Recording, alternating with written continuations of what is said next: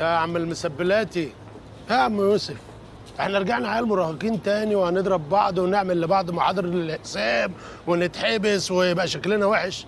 احنا عندنا مطعم، شغل، والمطعم فيه زباين والزباين بتشتكي. ما تقلقش يا مودي، بروح ارتاح شويه وبعد كده هطلع على المطعم. انت ما ارتحتش جوه؟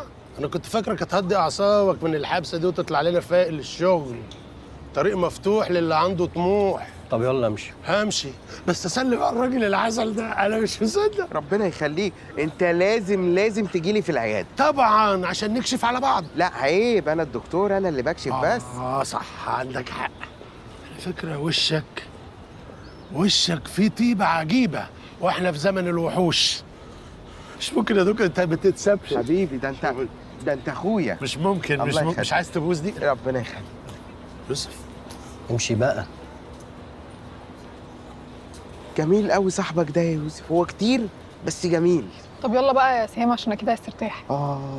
ده انا هموت من التعب والجوع. لا استنى، احنا عندنا مشوار.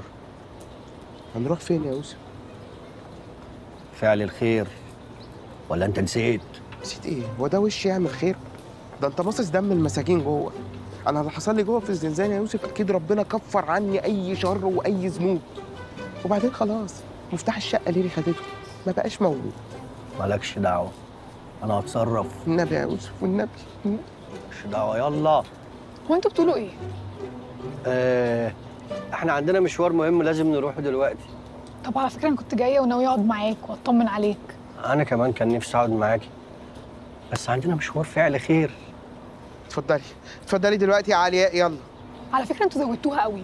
هو انت خاطبني ليه؟ عشان تاخدني كوبري لسهام؟ ايه ده؟ على فكره عندهم حق الناس تشك فيكم. شكرا بنت، عيب كده. عاجبك كده؟ ها؟ يلا عشان عندنا فعل خير. ربنا يقدرنا على فعل الخير.